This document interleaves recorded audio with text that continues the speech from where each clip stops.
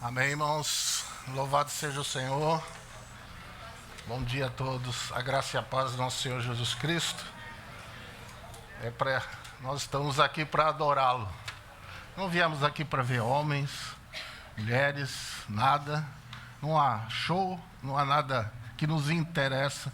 Se nessa manhã nós não tivermos uma visão um pouquinho maior do nosso Senhor Jesus Cristo. Esse é o nosso propósito. Essa é a nossa expectativa dessa manhã, a nossa confiança que o Espírito Santo cuidará disso, porque Ele glorifica. Jesus disse, Ele me glorificará. Louvado seja o Senhor. Vamos para Apocalipse capítulo 4, irmãos. Apocalipse capítulo 4.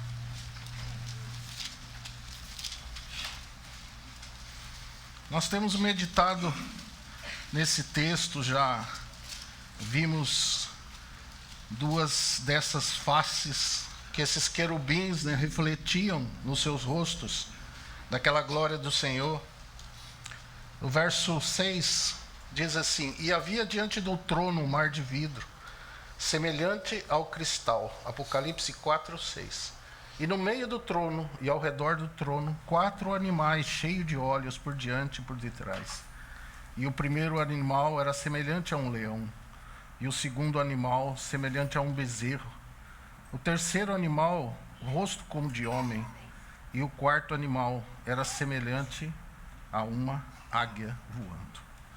Vamos orar mais uma vez. Senhor amado, é maravilhoso, Senhor. Muito obrigado. Nós podemos abrir essa palavra e a compreendermos, Senhor, e temos a esperança, claro, que nós nunca vamos alcançar toda a revelação que há aqui, Senhor. Mas ela sempre será nova para nós. Sempre será. Sempre o Senhor terá algo novo para nos revelar acerca do Teu Filho Jesus. E aí essa é a nossa expectativa nessa manhã. Nós que falamos, nós que ouvimos, não temos capacidade nenhuma, Senhor. Não temos capacidade. A visão, a revelação, ela vem de Ti. Por isso nós dependemos de Ti. Mas nós não estamos órfãos, como o Senhor Jesus disse. Temos o Seu Santo Espírito em nós e conosco. E é a Ti, ó Santo Espírito, que nós entregamos todas as coisas nessa manhã. E dependemos de Ti. Em nome do Senhor Jesus Cristo. Amém, Senhor. Amém.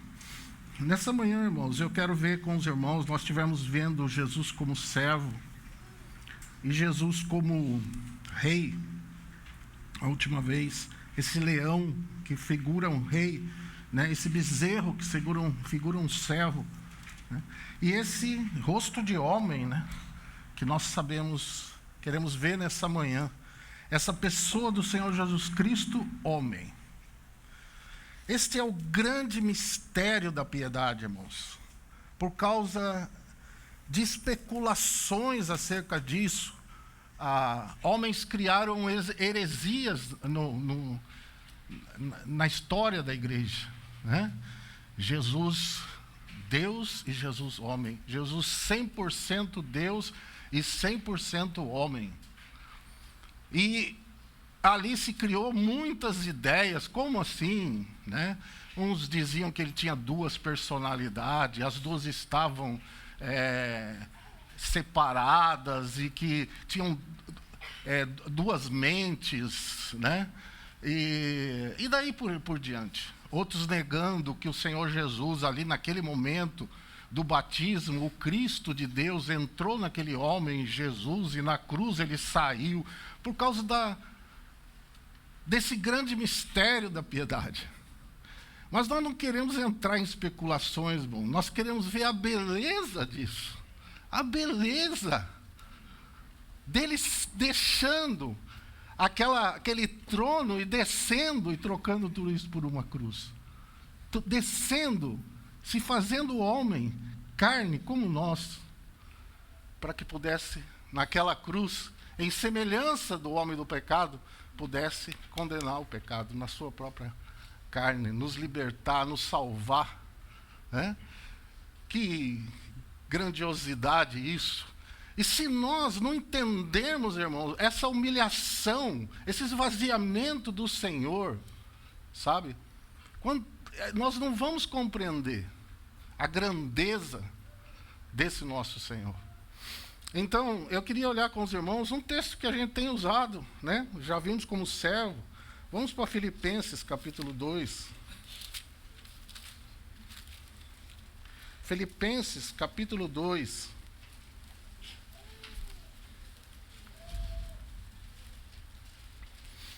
Vamos ler aqui do verso 5 ao verso 8, ele diz assim. É um texto conhecido nosso, né? De sorte que haja em vós o mesmo sentimento que houve também em Cristo Jesus, que sendo em forma de Deus, não teve por usurpação o ser igual a Deus, mas, a minha versão diz, fez-se a si mesmo de nenhuma reputação, ou esvaziou-se a si mesmo, tomando a forma de servo e fazendo-se semelhante aos homens, e achado na forma de homem, humilhou-se a si mesmo, sendo obediente até a morte e morte de cruz. Irmãos, será que nós compreendemos o tamanho desse esvaziamento? Será que nós compreendemos isso? O Deus, o Criador de todas as coisas, o Onipotente, o Todo-Poderoso,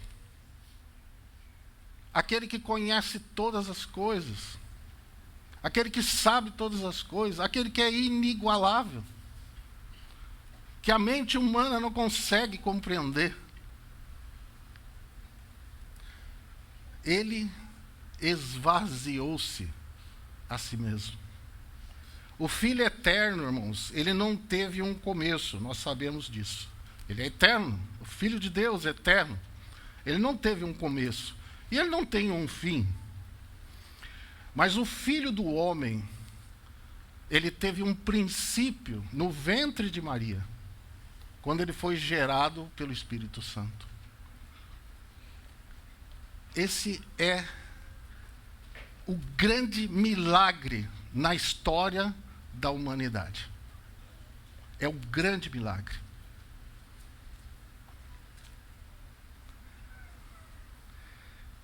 A única virgem a conceber nesse mundo, em todos os tempos, foi Maria. A única virgem a conceber. O único homem a nascer sem pecado foi a pessoa do Senhor Jesus Cristo. Por isso que é inigualável essa pessoa, esse homem, esse Filho do homem, uma única virgem, um único homem sem pecado. E este é o grande sinal que Isaías nos conta lá no capítulo 7. Esse é o grande sinal.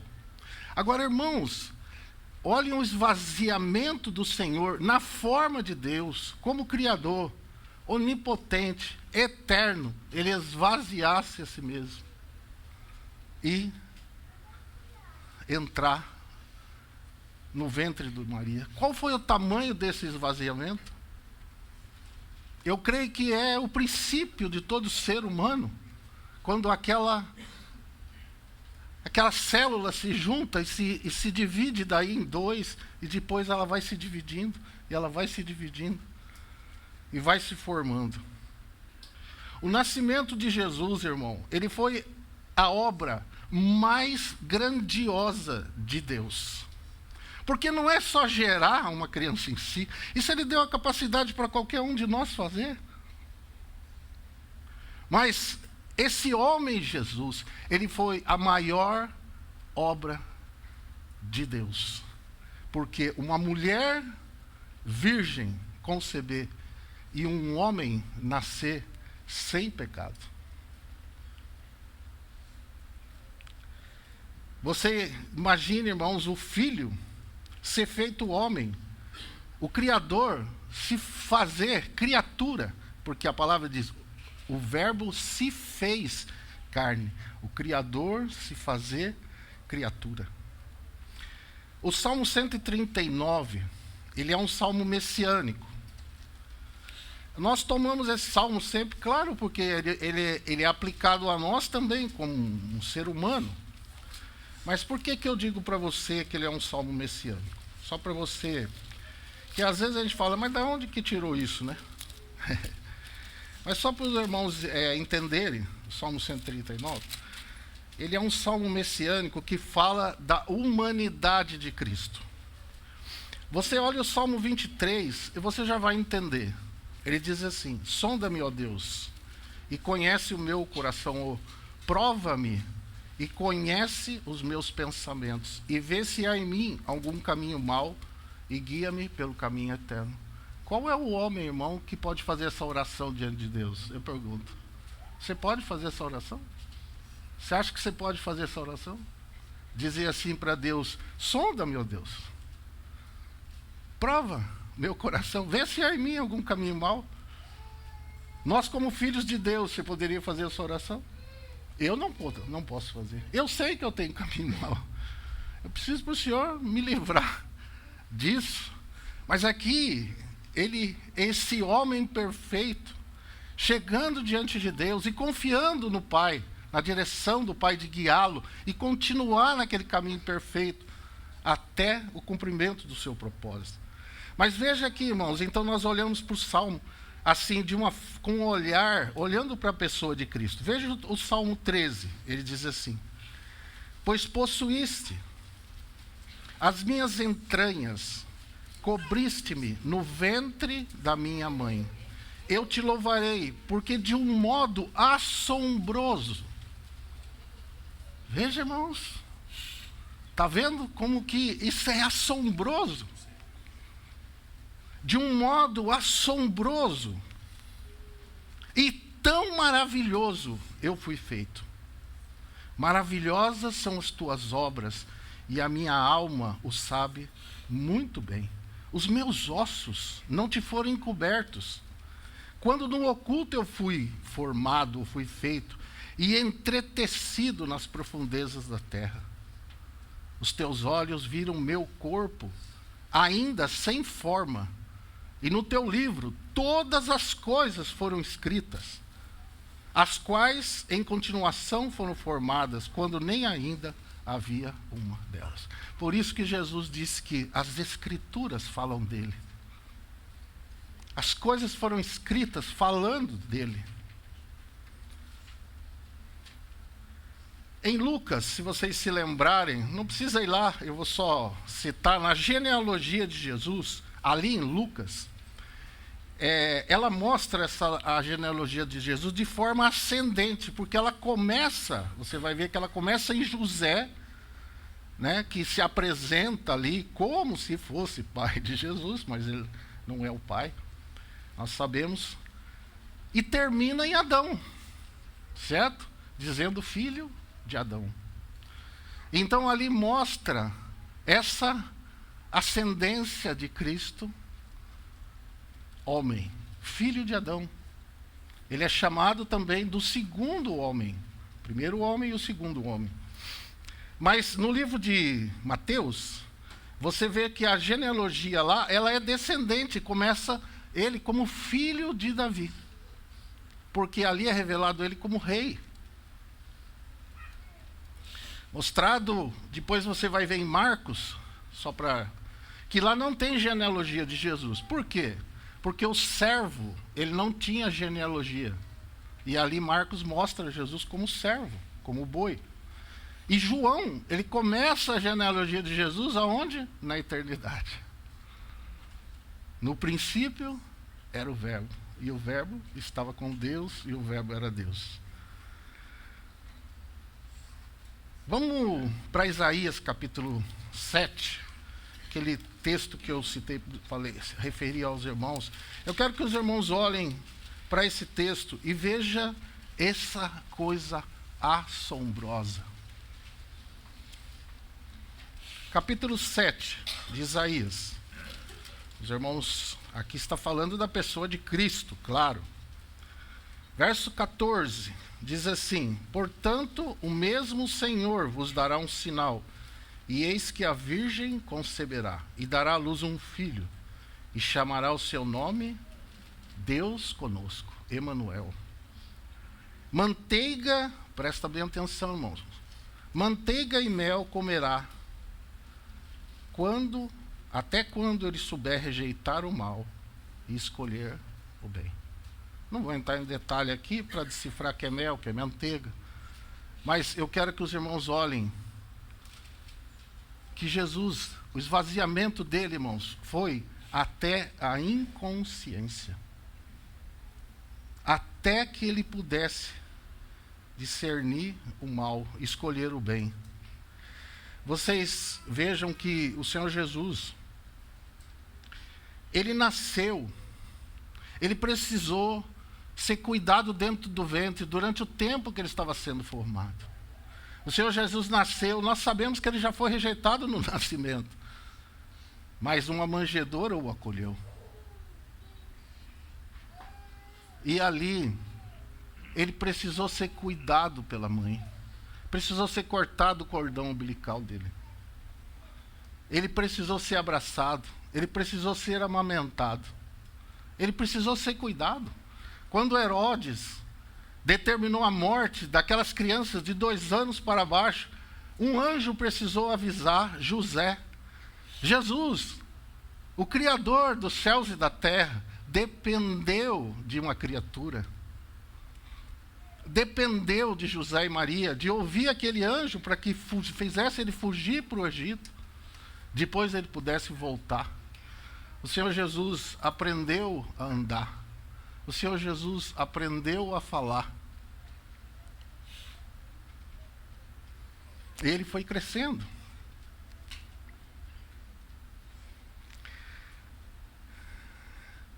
Lá em Lucas, no capítulo 2, não precisa ir lá, eu vou citar, os irmãos vão se lembrar. Jesus, sendo a própria sabedoria, ele se tornou um menino que precisou crescer em graça e em sabedoria, diante dos homens e diante de Deus. Ele aprendeu a obediência por aquilo que sofreu. Ele passou em todas as etapas da nossa vida.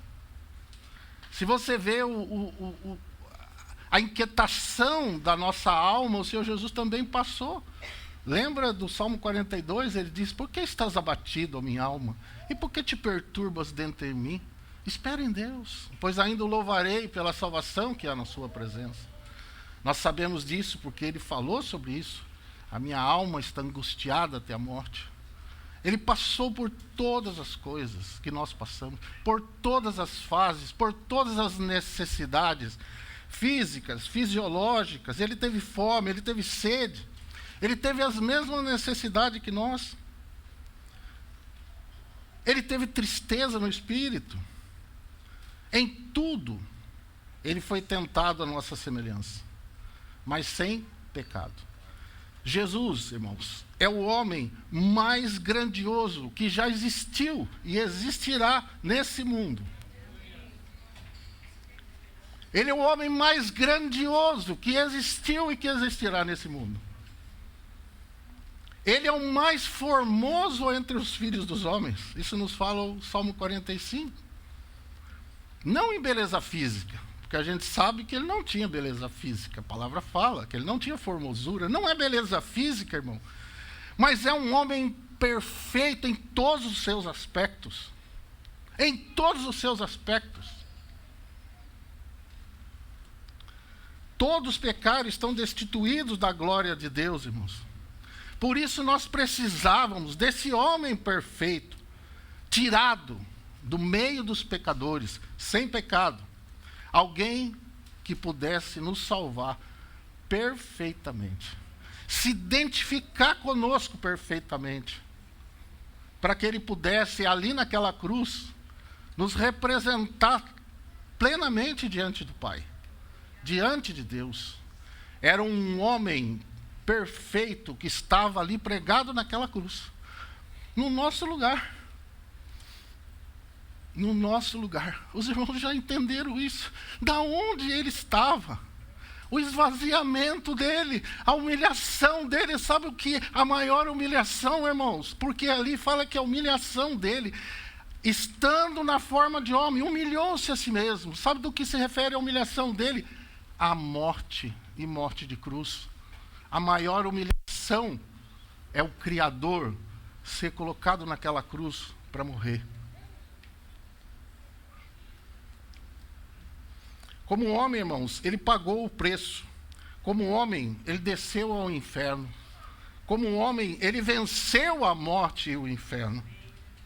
Hoje, há um homem assentado à destra da majestade nas alturas, por causa dessa grandiosa obra desse nosso Senhor, dessa pessoa maravilhosa. O Pai o exaltou soberanamente, lhe deu um nome que está acima de todo nome. O Pai, ele orou ao Pai: Pai, glorifica-me tu com a glória que eu tinha contigo antes que o mundo existisse. Está vendo, irmãos, o esvaziamento da glória dele? Aonde que foi? Ao inferno. Mas o Pai o tirou de lá, porque a morte não podia vencer, não podia retê-lo. O inferno não podia retê-lo. O diabo não podia prendê-lo.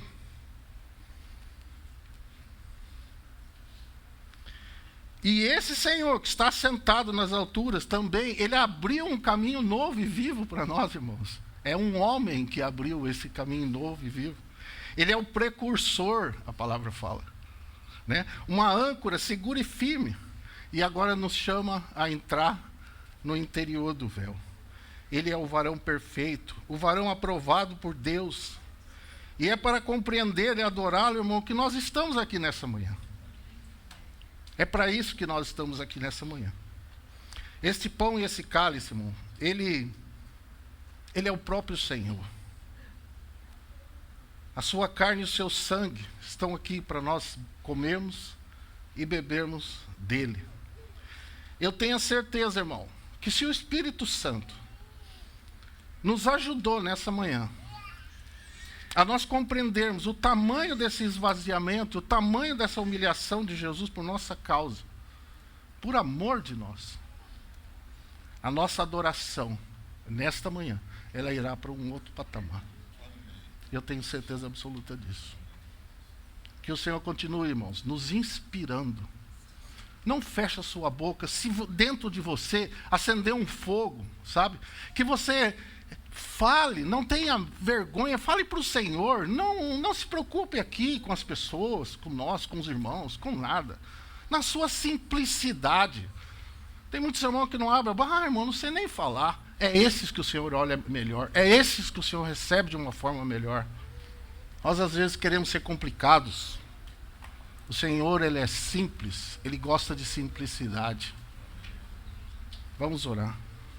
Senhor Jesus, louvado seja o Teu santo nome, Senhor.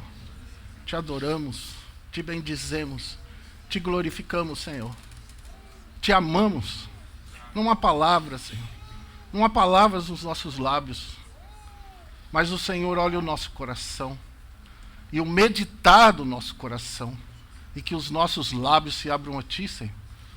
E as nossas palavras sejam agradáveis a Ti. Louvado seja, Senhor. Muito obrigado. Nós só temos a dizer isso.